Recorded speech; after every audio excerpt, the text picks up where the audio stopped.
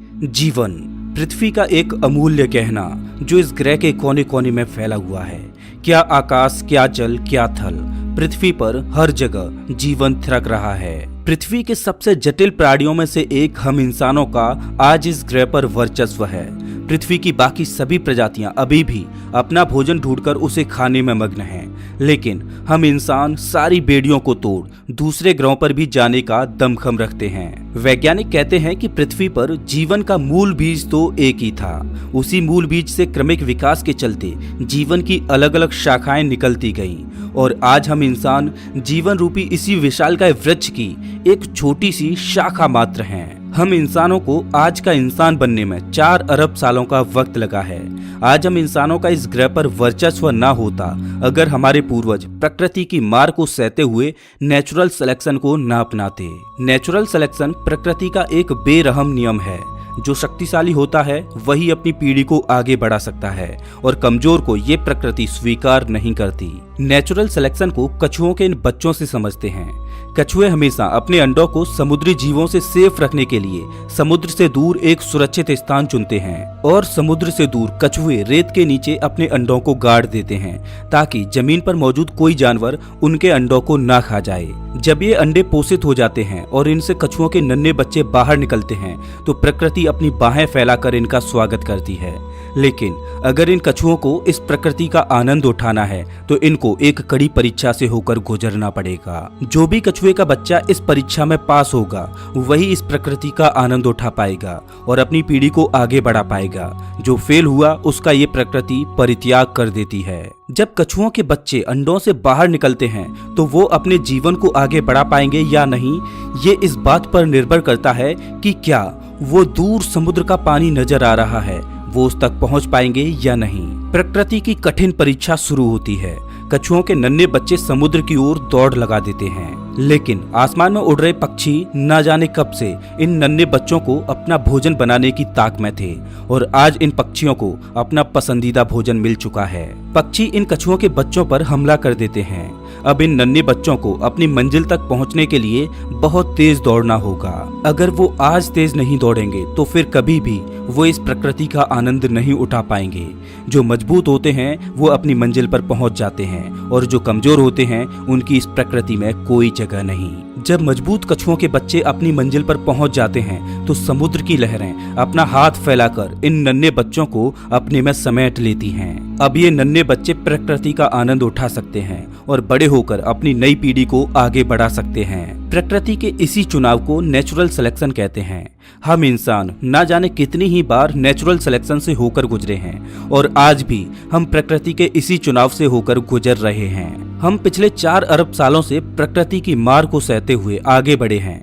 हमने ना जाने कितनी ही बार महाप्रलयों को देखा है, ना जाने कितनी ही प्रजातियों को विलुप्त होते हुए देखा है, लेकिन जीने की जिद हमने कभी नहीं छोड़ी और इसी जीने की जिद्दोजहद के चलते हमारा जीवन का सफर बहुत ही रोमांच से भरा रहा है। दोस्तों, आज की इस वीडियो में हम सफर करने वाले हैं अपने अतीत में। हम जानेंगे कि कैसे सिंगल सेल से आज की ये जटिल लाइफ बनी, कैसे हमने प्रकृति के नेचुरल सिलेक्शन को अपनाया, वो कौन सी घटनाएं थीं जिनके घटने से आज हमारा ये जीवन यहाँ तक पहुँच पाया और इवोल्यूशन यानी कि क्रमिक विकास ने कैसे हमें आज का इंसान बनाया। नमस्कार दोस्तों, मैं हूँ श्याम तोमर, स्वागत करता हूँ आपका इस वीडियो में। अभी से 4 अरब साल पहले हमारी पृथ्वी का माहौल नर्क की तरह था। हर जगह धधकता हुआ लावा फैला हुआ था।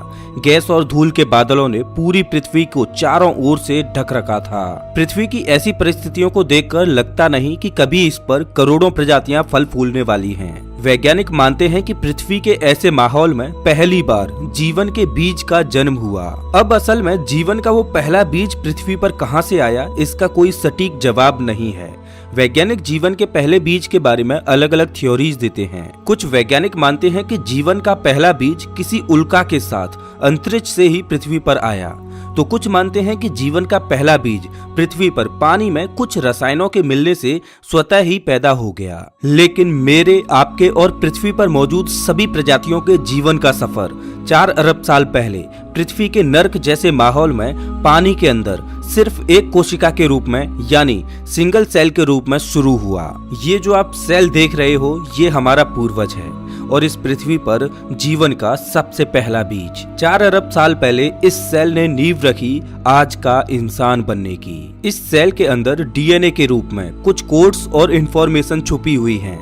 इस सेल में मौजूद जीन्स इंफॉर्मेशन को बाहर भेज सकते हैं। तकरीबन 50 करोड़ सालों तक पृथ्वी पर जीवन सिंगल सेल के रूप में ही बना रहा और 50 करोड़ सालों के बाद जीवन ने एक नया मोड़ लिया। अभी से करीब 3.5 अरब साल पहले सिंगल सेल ने खुद की कॉपी बनाना शुरू कर दिया और खुद का ही एक क्लोन तैयार करना शुरू कर दिया। ये एक अद्भुत घटना थी क्योंकि एक सेल का खुद का क्लोन बनाने से जीवन का एक नए रूप में फिर से नया जन्म हो सकता था और पुराने सेल एक नई पीढ़ी को जन्म दे सकते थे। अगर ये सेल खुद का क्लोन न बना पाते तो पृथ्वी पर जीवन तभी समाप्त हो गया होता जब जीवन के पहले बीज ने जन्म लिया था। 2 बिलियन सालों तक ऐसा ही चलता रहा।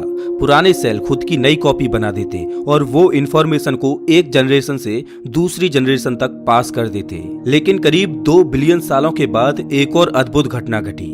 2 सेल आपस में मर्ज हुए और उन दोनों के जीन्स आपस में कंबाइंड हुए। अब ये मर्ज सेल खुद का क्लोन बनाने लगे, जिनके क्लोन में अब एक नहीं बल्कि 2 सेल्स के जीन्स मौजूद थे। इस घटना के बाद जीवन की नई नई शाखाएं निकलने लगी। इन सेल्स में म्यूटेशन होने लगा और मल्टी सेलुलर ऑर्गेनिज्म पनपने लगी।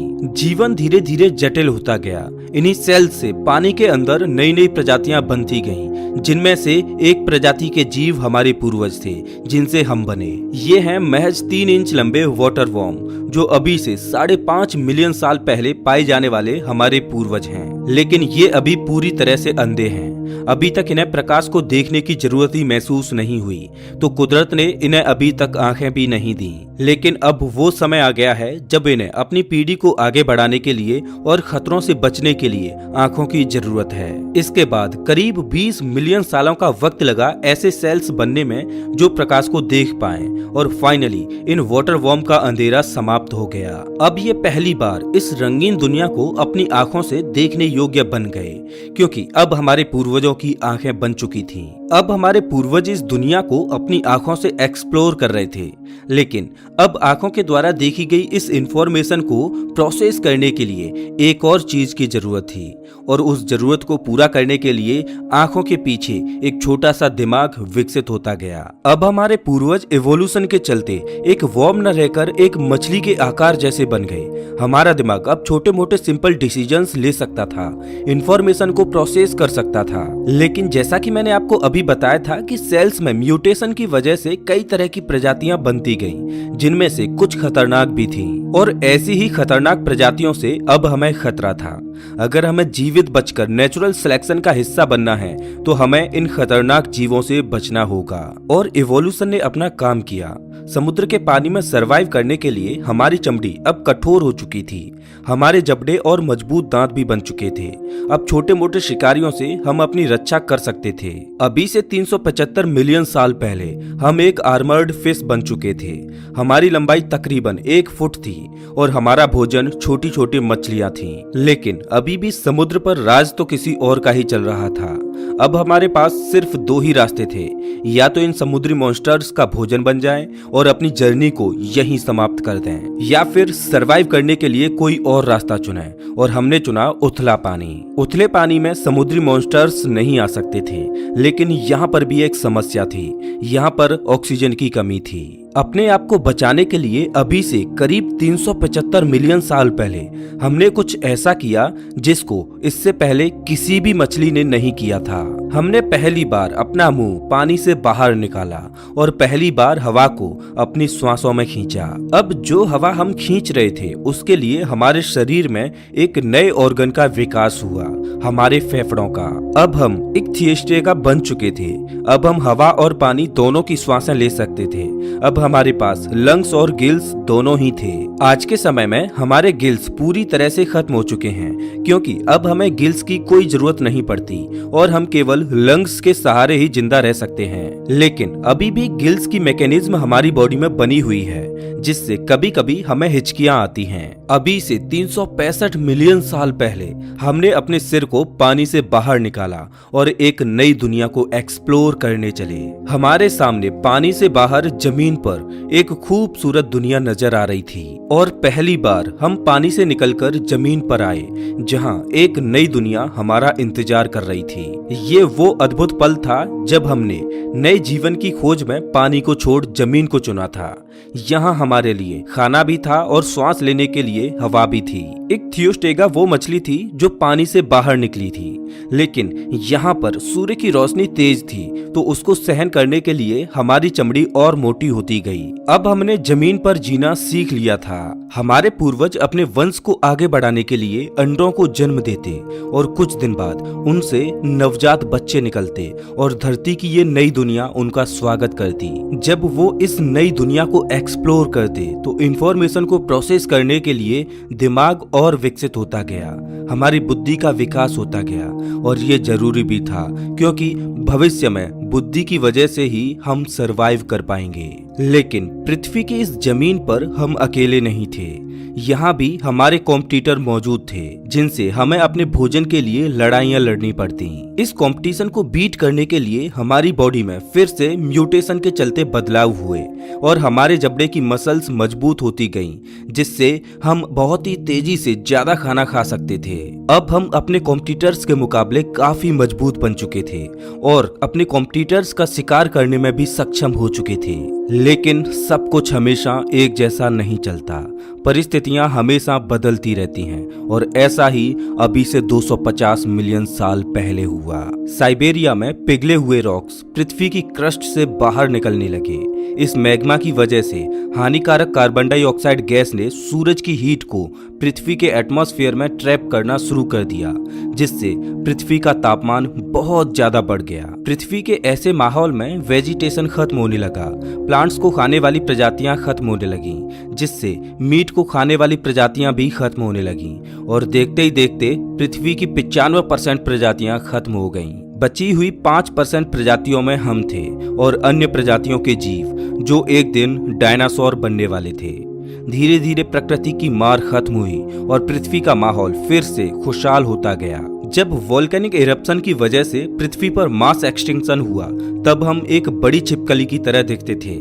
लेकिन इस समय पीरियड में मास एक्सटिंक्शन के बाद अब हम एक बड़ी बिल्ली के आकार जैसे दिखाई देते हैं। अब हम अपने शरीर को घसीट कर नहीं चलते, बल्कि अपने पैरों के सहारे आगे बढ़ने का दमखम रखते हैं। एक बड़ी छिपकली से इस आकार तक पहुंचने में हमें 30 मिलियन सालों का वक्त लगा है, जो कि अभी से 220 मिलियन साल पहले इवॉल्व हुए। ये प्रजाति एक भीषण प्राकृतिक आपदा को सहकर यहाँ तक सरवाइव कर पाई है, लेकिन धरती पर हम इकलौते नहीं हैं जिसने ये आपदा सहन की। कोई और भी है जिसका विकास ऐसे हुआ कि उसकी अब इस धरती पर हुकूमत चलती है। ये हैं डायनासोर। अब इनका ही जमाना है।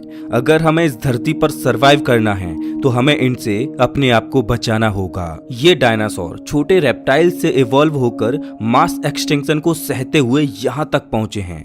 डायनासोरों का विकास हमारी तुलना में बहुत तेजी से हुआ है, इसीलिए आज ये बहुत ही विशालकाय बन चुके हैं। इन भूखे डायनासोरों से बचने के लिए अब हमें नेचुरल सिलेक्शन को अपनाना होगा।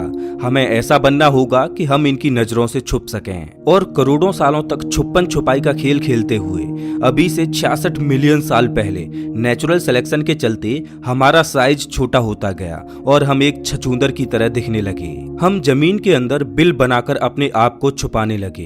अब हमें डायनासोरों के द्वारा देख पाना आसान नहीं था। हमारे शरीर पर घने बाल थे, तो जब भी हमें सर्दी लगती तो हमारे बाल खड़े हो जाते, जिससे हवा हमारे बालों में कैद हो जाती, जो इंसुलेशन का काम करती और हमें ठंड से बचाती। आपने देखा होगा कि सर्दियों में आज भी हमारे रोंगटे खड़े हो जाते हैं। हालांकि अब हमें इनकी कोई जरूरत नहीं पड़ती। तो अब हमारे शरीर पर बाल भी कम हैं, क्योंकि अब हम अपने अनुकूल वातावरण बना सकते हैं और आर्टिफिशियल चीजों की मदद से वातावरण के अनुकूल अपने आप को ढाल भी सकते हैं। खैर, अब भी डायनासोरों का खतरा हमेशा ही बना रहता था, तो हमें चौकन्ना रहना होता था और जिससे पहले डायनासोर हमें देखें उससे पहले हमें उनका आभास होना चाहिए था। हमने एक बार फिर से नेचुरल सिलेक्शन को अपनाया और हमारी इंद्रियां और ज्यादा शार्प होती गईं। हमारे देखने, सुनने और डायनासोरों को सूंघने की क्षमता बढ़ती गई और इससे पहले डायनासोर हमें देखते हम चौकन्ने हो जाते। अब हमारा दिमाग और जटिल होता जा रहा था, क्योंकि अब हमें सिचुएशन के हिसाब से तुरंत फैसले लेने की जरूरत थी। अब इंसानियत का भविष्य इस छोटी सी प्रजाति पर डिपेंड है। अगर ये अपने छोटे से दिमाग और तेज सेंसेज का इस्तेमाल करने में फेल हुए तो हमारा कोई अस्तित्व नहीं। लेकिन इन्होंने इस बाधा को भी पार करना सीख लिया। हम इंसानों के लिए अगर कोई अच्छी चीज हुई है तो वो थे डायनासोर। उन्हीं की वजह से आज हमारे पास एक तेज दिमाग और पावरफुल सेंसेज हैं। इससे पहले हमारे पूर्वज अंडे दिया करते थे, लेकिन सिचुएशन कुछ ऐसी थी कि जहां खुद अपनी जान बचाने के लिए लेने के देने पड़ रहे थे, तो ऐसे माहौल में भला ये अपने अंडों की देखभाल कैसे करते। तो इन्होंने एक बार फिर से नेचुरल सिलेक्शन को अपनाया और कुदरत ने इन्हें एक और शक्ति दी। वो शक्ति थी एक जिंदा बच्चे को जन्म देने की। अब बच्चों का विकास शरीर के बाहर नहीं बल्कि शरीर के अंदर कोख में होने लगा और उन नन्हे बच्चों को भोजन देने के लिए हमारी स्वीट ग्लैंड्स विकसित होकर मेमोरी ग्लैंड में बदल गईं, जिससे अब हम इस काबिल हो गए कि अपने नन्हे बच्चों को दूध पिलाकर उनकी भूख शांत कर सकते थे। इस नेचुरल सिलेक्शन की वजह से अब हमारी प्रजाति का इस दुनिया में सरवाइव करना आसान हो गया। ये सिंगल सेल से इंसान बनने के सफर में हमारे लिए बहुत बड़ी उपलब्धि थी। इस छोटे से जीव से लगभग 4000 प्रजातियां विकसित हुईं, एक छोटे से चूहे से लेकर बड़ी व्हेल तक और हम इंसानों तक। यहाँ से मैमल्स का जमाना शुरू हो गया। लेकिन अभी भी पृथ्वी पर हुकूमत चल रही थी डायनासोरों की, लेकिन कुदरत के सामने किसी की भी नहीं चलती। अभी से 65 मिलियन साल पहले एक बार फिर से पृथ्वी पर महाविनाश की घटना घटी। एक माउंट एवरेस्ट के साइज की चट्टान अंतरिक्ष से तेज रफ्तार से आई और मेक्सिको के पास खाड़ी में जा टकराई। उस एस्ट्रॉयड के टकराने से पृथ्वी पर एक महाप्रलय आई। धूल के बादलों ने संपूर्ण पृथ्वी को चारों ओर से घेर लिया। इम्पैक्ट की वजह से जगह जगह पर ज्वालामुखी फटने लगे, पृथ्वी पर तीव्र भूकंप आने लगे। पृथ्वी पर तापमान इतना बढ़ गया कि इस पर चारों तरफ आग ही आग थी। वेजिटेशन जलकर ध्वस्त हो गया, डायनासोर जलकर राख में तब्दील हो गए। अकेले डायनासोर ही नहीं बल्कि अन्य बड़ी बड़ी प्रजातियों के जीव भी अपना दम तोड़ने लगे। ये प्रलय इतनी भयानक थी कि हमारे पास अब सरवाइव करने का सिर्फ एक ही चारा था, धरती में बिल बनाएं और उसमें छुपकर अपने आप को बचाएं। सौभाग्य से हम इस काम में काफी माहिर हो चुके थे और हमने ऐसा ही किया। पृथ्वी पर जितने भी भारी भरकम जानवर थे वो अब विलुप्त हो चुके थे। केवल छोटे छोटे जीव ही इस आपदा में सरवाइव कर पाए और सौभाग्य से हम उनमें से एक थे। इस महाप्रलय ने फिर से पृथ्वी की 95% से ज्यादा प्रजातियों को विलुप्त कर दिया। धूल, राख और धुएं के बादलों ने सूर्य की लाइट को ब्लॉक कर दिया। पेड़ पौधे खत्म हो गए। मेक्सिको की खाड़ी में शुरू हुई लोकल डिजास्टर कुछ ही पलों में एक महाप्रलय का रूप ले चुकी थी। लेकिन प्रकृति का एक नियम है, नवनिर्माण, और कोई भी नवनिर्माण हो उससे पहले पुराने निर्माण को खत्म होना होता है। इस महाप्रलय ने भीमकाय जानवरों को खत्म कर एक नई प्रजाति को इवॉल्व होने का मौका दिया और वो नई प्रजाति थी हम मैमल्स की। इस प्रलय में छोटे छोटे बग्स जैसे कि कॉकरोच आदि सरवाइव कर गए। अब हमारा भोजन केवल यही थे।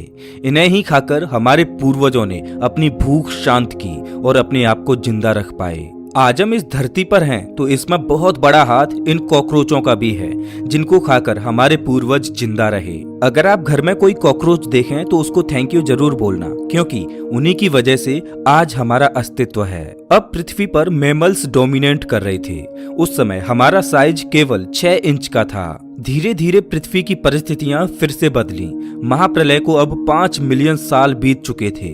वनस्पति जीवन ने एक बार फिर से पृथ्वी को हरा भरा कर दिया। पेड़ों पर फल लगने लगे और पकने लगे, जिनमें वो सारे पोषक तत्व मौजूद थे जो हमें चाहिए थे। सीधी सी बात है, हम जितना खाना खाएंगे उतना ही लंबा जीवन जिएंगे। लेकिन परेशानी ये थी कि फल पेड़ों पर उगते थे और हम जमीन पर रहते थे। तो मदर नेचर ने एक बार फिर से हमें सेलेक्ट किया और नेचुरल सिलेक्शन की वजह से हमारा एवोल्यूशन कुछ ऐसे हुआ कि अब हम बंदरों की तरह पेड़ों पर चढ़कर उछल कूद कर सकते थे और पेड़ों पर लगे फलों को खा सकते थे। अभी से 56 मिलियन साल पहले हम पेड़ों की इस नई दुनिया के पूरी तरह वासिंदे हो चुके थे। अब हमें जमीन से कोई लेना देना नहीं रहा, क्योंकि एक पेड़ से दूसरे पेड़ पर उछल कूद कर हम अपना भोजन जुटा सकते थे। लेकिन हमारी दुनिया हमेशा ऐसी नहीं रहने वाली थी। आने वाले 10 मिलियन सालों तक पृथ्वी का टेम्परेचर शिफ्ट होने लगा, जंगल सूखते गए और छोटे होते गए, जिस वजह से खाने की किल्लत बढ़ने लगी। ऐसे में नेचुरल सिलेक्शन ने फिर से अपना काम किया। हमारी पूंछ गायब होती गई, हमारे हाथ लंबे होते गए, जिससे हम अपनी बाहों को स्ट्रेच करके फलों को आसानी से तोड़ सकते थे। हम हमेशा पेड़ों की डालियों से चिपके रहते थे। पृथ्वी के तापमान में आए बदलावों ने हमारे पूर्वजों को भी हमेशा के लिए बदल दिया। हम पृथ्वी के माहौल के हिसाब से ढलते गए और मदर नेचर हमें बदलती गई। लेकिन पृथ्वी का ये बदलाव यहीं नहीं रुका।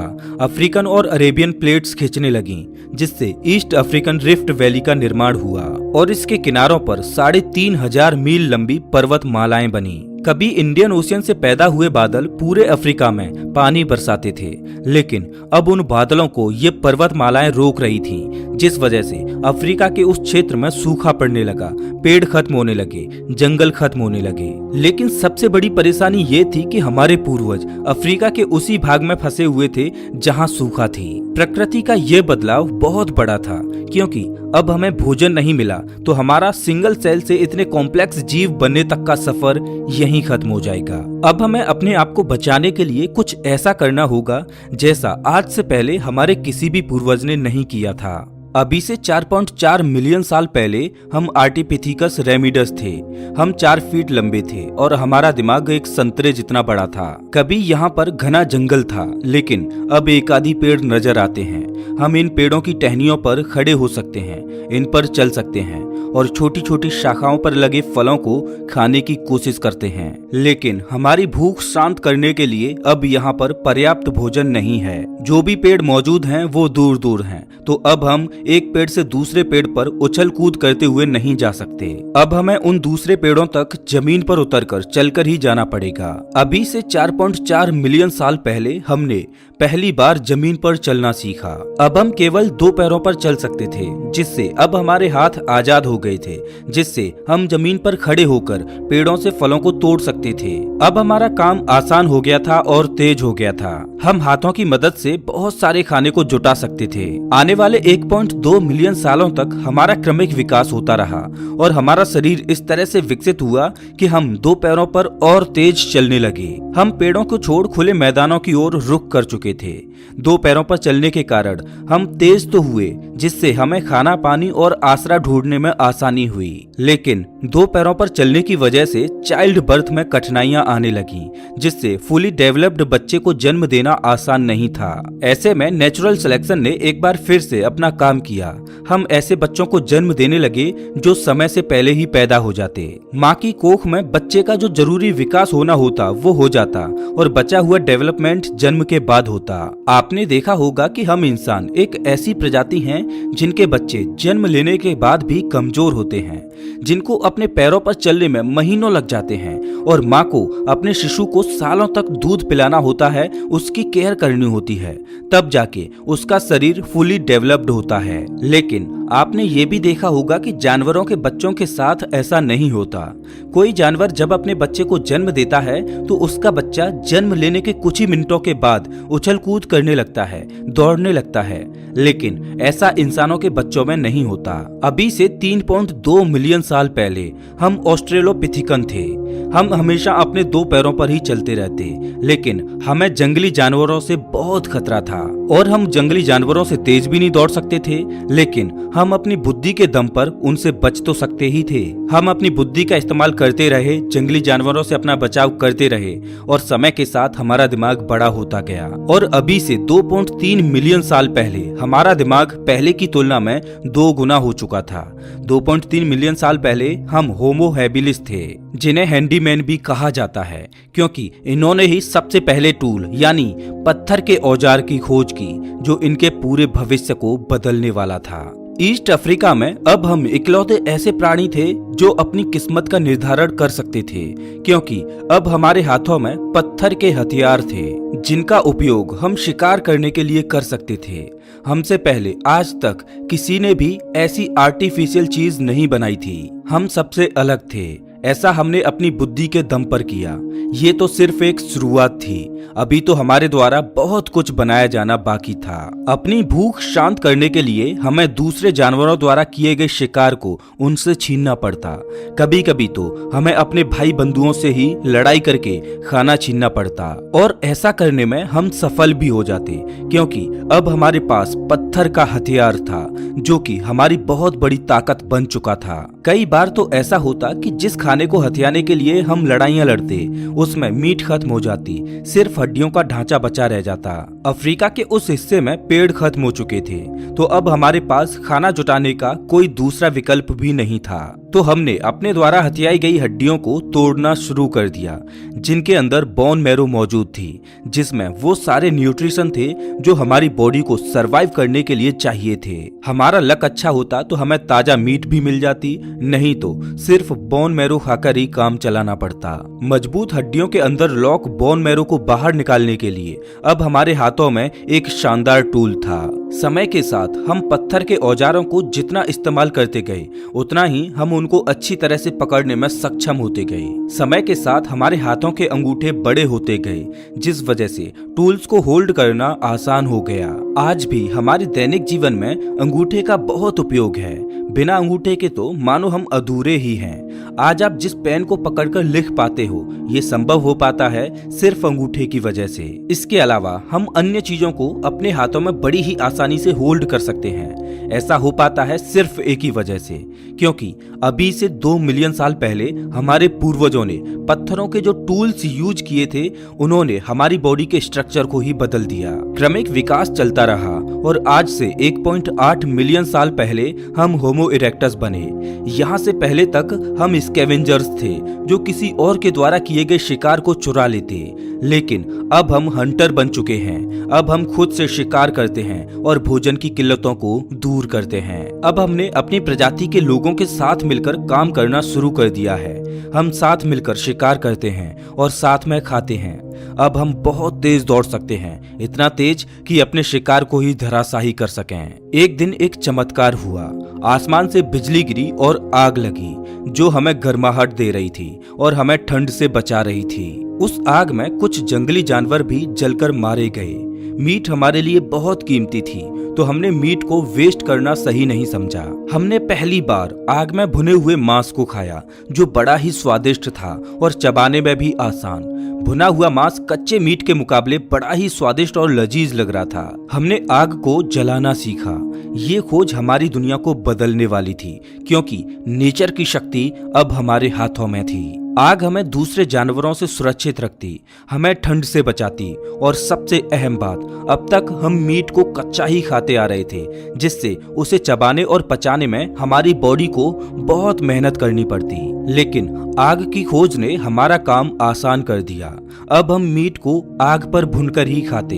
भुनी हुई मीट को चबाने में हमारे जबड़ों की मसल्स को कम जोर लगाना पड़ता और उसे पचाने में भी बॉडी को कम ऊर्जा खर्च करनी पड़ती। अब वो बची हुई ऊर्जा हमारे दिमाग में खर्च होने लगी, जिससे हमारा दिमाग बड़ा होने लगा और हम स्मार्ट होते गए। लेकिन अभी भी हम एक दूसरे से ठीक से कम्युनिकेट नहीं कर पा रहे थे, जिस वजह से एक दूसरे को समझ पाना हमारे लिए मुश्किल था। लेकिन नेचुरल सिलेक्शन ने अपना काम किया। हमारे गले की मसल्स में बदलाव हुए, जिससे अब हम तरह तरह की आवाजें निकाल सकते थे। हम एक दूसरे से बोलकर कम्युनिकेट करने लगे। भाषा हमारे लिए बहुत बड़ा टूल साबित हुई। हमारे शरीर में यही एक पहेली बची हुई थी जिसको प्रकृति ने सुलझा दिया।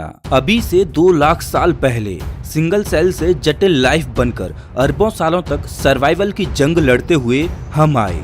हम होमो सेपियंस, इस धरती के बुद्धिमान जीव, जिनका दिमाग धीरे धीरे करके बहुत बड़ा हो चुका है। हम टूल्स का इस्तेमाल करते, भाषा का इस्तेमाल करते, हमने खेती करना सीखा, हमने पशुओं को पालना सीखा, हमने ग्रुप्स में रहकर गांवों और शहरों का निर्माण किया। हमने पहिए की खोज की, हमने रेल बनाई, हवाई जहाज बनाए, रॉकेट्स बनाए। कभी भोजन की तलाश में हमने पेड़ों को छोड़ जमीन पर अपना पहला कदम रखा था, लेकिन आज हम ज्ञान की भूख में चंद्रमा पर अपना पहला कदम रख चुके हैं। हमने संस्कृतियां बनाई, हम पृथ्वी के कोने कोने में फैल गए। हमने ज्ञान और विज्ञान को समझा। कभी हमें भोजन की भूख हुआ करती थी, लेकिन आज हमें ज्ञान और कुछ नया सीखने की भूख है।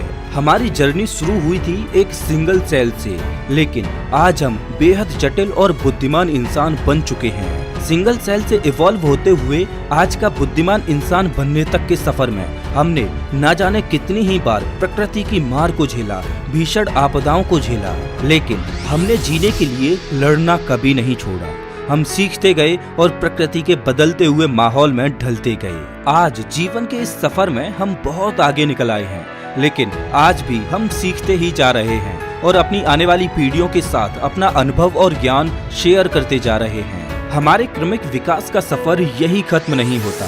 अभी तो हमें बहुत आगे जाना है, नई नई मुश्किलों का सामना करना है और अपनी सभ्यता को ब्रह्मांड के कोने कोने में फैलाना है। तो दोस्तों, ये था सिंगल सेल से इंसान बनने तक का सफर। वैसे आप हमारा ये वीडियो कौन से शहर से देख रहे हो, हमें कमेंट करके जरूर बताएं। अगर आपको ये वीडियो अच्छा लगा हो तो इसे लाइक करें और ऐसे ही वीडियोस के लिए चैनल को सब्सक्राइब करें, साथ ही बेल आइकॉन दबाएं।